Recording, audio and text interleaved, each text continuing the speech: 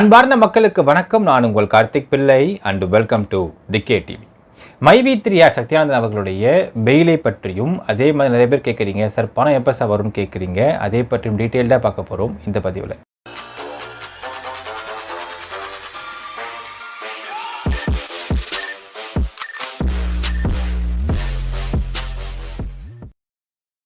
சத்யானந்தன் அவர்களுடைய fail update. ஆக்சுவலாக மக்களே, உங்களுக்கு இந்த சத்யானந்தன் அவர்களுக்கான பெயில் அப்படிங்கிறது ஹைகோர்ட்டில் போட்டாகிவிட்டது.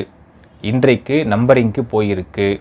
அநேகமாக மண்டே அது லிஸ்டிங்க்கு வந்துன்னு நினைக்கலாம், எதிர்பார்க்கலாம். ஒன்று லிஸ்டிங்க்கு மண்டே செவ்வாய்க்கிழமை ஹியரிங் வரலாம், இல்லை செவ்வாய்க்கிழமை லிஸ்டிங்க்கு புதன்கிழமை ஹியரிங் வரலாம். பட் எனிவேஸ் புதன் வியாழனுக்குள்ளே சத்யானந்தன் அவர்களுடைய பெயில் அப்படிங்கிறது ஹைகோர்ட்டில் ஹியரிங்க்கு வந்துவிடும். First point. செகண்ட் பாயிண்ட்டு, இந்த முறை பெயில் அப்படிங்கிறது உங்களுக்கு மெரிட்டோட இது போயிருக்கு அப்படிங்கிறதுனால கண்டிப்பாக இதை பாசிட்டிவாக எதிர்பார்க்கலாம் அப்படிங்கிற இன்னொரு விஷயம் இங்கே பகிர்ந்துக்கிறோம். மூணாவது விஷயம் பார்த்தீங்கன்னா, பல பேர் கேட்குறீங்க, சார் பணம் எப்போ சார் வரும் கேட்குறீங்க. ஒரு லாஜிக்காக சொல்கிற மக்களே, உங்களுடைய பணத்தை உங்கள் கம்பெனி எம்டி தான் கொடுக்க முடியும். உங்கள் கம்பெனி எம்டி டூர் போயில்லை, ஜெயில் போயிருக்கார்.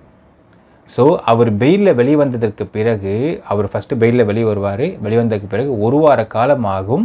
ரிட்டர்ன் ஆஃப் ப்ராப்பர்ட்டி ஒன்று போடுவாங்க. ஏன்னால் நம்ம ஆல்ரெடி சொல்லியிருக்கிறோம், இந்த கம்பெனிக்கு என்னென்ன விதமான ப்ராப்பர்ட்டிஸ் அண்டு டீட்டெயில்ஸ் டேட்டா இருக்குது அப்படிங்கிறத அட்டாச் பண்ணியிருப்பாங்க கோர்ட்டில். அதை மொத்தமாக ரிட்டர்ன் ஆஃப் ப்ராப்பர்ட்டி போட்டு அதனை ஃபஸ்ட்டு வாங்குவார். அதனை நார்மலாக அந்த ப்ரொசீஜர் படி பார்த்தினால் ஒரு 3-4 டேஸ்க்குள்ளே வந்துடும். ஒரு வாரமே போட்டுக்கலாமே எக்ஸ்ட்ராவாகவே. ஸோ அவர் பெயிலில் வெளிவந்ததற்கு பிறகு அடுத்த ஒரு வார காலத்திற்குள் ரிட்டர்ன் ஆஃப் ப்ராப்பர்ட்டி போட்டு எல்லாத்தையும் ஃபஸ்ட்டு அடுத்து வாங்கணும். வாங்கினதுக்கு பிறகு he will restart the company. கம்பெனியை தொடங்கியதற்கு பிறகு அவர் பணம் போட ஆரம்பிப்பார். ஏன்னால் இவ்வளவு போராட்டத்தையும் நடத்தினது அப்படிங்கிறது கம்பெனியை ரன் பண்ணுறதுக்காக மட்டும்தானே தவிர கம்பெனி இழுத்து மூட்டு போகிறது கிடையாது. கம்பெனியை ரன் பண்ணோன்னால் ஃபஸ்ட்டு இந்த கம்பெனியில் சேல்ஸ் இன்க்ரீஸ் பண்ணணும், அடுத்தது எல்லாருக்கும் பேமெண்ட்டை போடணும். கம்பெனி ரன் பண்ணுறதுனா ஆட்டோமேட்டிக்காக பேஅவுட் போடுறதும் அதுக்குள்ளே அடங்கிடும். ஸோ உங்கள் எம்டி வெளியே வந்ததுக்கு பிறகு தான் அவரால் அடுத்த ஒரு வார காலத்துக்குள்ள ப்ராப்பர்ட்டி போட்டு எல்லாத்தையும் வாங்கிட்டு அடுத்தது அந்த பேஅவுட் அப்படிங்கிற ஆப்ஷனுக்குள்ளே அவர் போகவே முடியும். இதுதான் கிரவுண்ட் ரியாலிட்டி மக்களே. ஸோ நிறைய பேர் கேட்குறீங்க, எப்போ சார் பேமெண்ட் வரும் கேட்குறீங்க. எப்பவுமே ஒரு விஷயம் புரிந்து கொள்ளுங்கள் மக்களே, உங்களுக்கு லீகல் அப்படின்னு எடுத்துக்கிட்டாலே ஜென்ரலி நாம் ஒரு டேட் கொடுக்குறோனால் அதுலேருந்து 2 நாள் பிஃபோராகவும் கிடைக்கலாம், இல்லை ஆஃப்டராகவும் கிடைக்கலாம். அவரும் சரி நாமளும் சரி 5th சொல்லியிருந்தோம். So there is always a delay இந்த லீகல் அப்படின்னு சொல்லுவாங்க. ஸோ 5 அப்படிங்கிறது ஒரு 10 ஆகலாம் அப்படிங்கிறது லீகல் தெரிஞ்சவங்களுக்கு தெரியும். ஸோ அதனால் அந்த விஷயத்தை ஃபஸ்ட்டு மனசில் வச்சுக்கோங்க. உங்கள் எம்டி அடுத்த வாரம் நடக்கக்கூடிய உங்கள் கம்பெனிக்கான ஒரு பாசிட்டிவான விஷயம் அடுத்த வாரம் நடக்க போகிறீங்க. நீங்கள் கண்கூடாக பார்க்க போகிறீங்க மக்களே. ஆங்கிலத்தை பழமொழி ஒன்று சொல்லுவாங்க, ஆக்ஷன்ஸ் ஸ்பீக் லவுடர் தென் வேர்ட்ஸ் அப்படின்னு சொல்லுவாங்க. ஸோ இந்த இடத்துல ஆக்ஷன்ஸ் அடுத்த வாரம் நீங்கள் பார்க்க போகிறீங்க.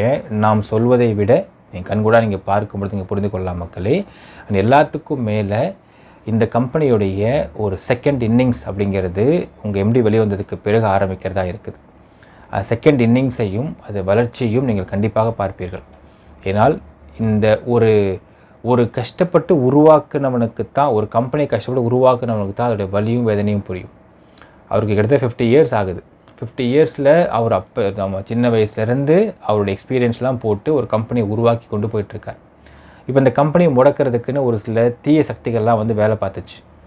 இப்போ அதை மீண்டு மறுபடியும் ஒரு பவுன்ஸ் பேக் ஆகிறது அப்படிங்கிறது ஒரு மிகப்பெரிய வளர்ச்சியாக இருக்கும் அப்படிங்கிறதுல நோ டவுட் மக்களே.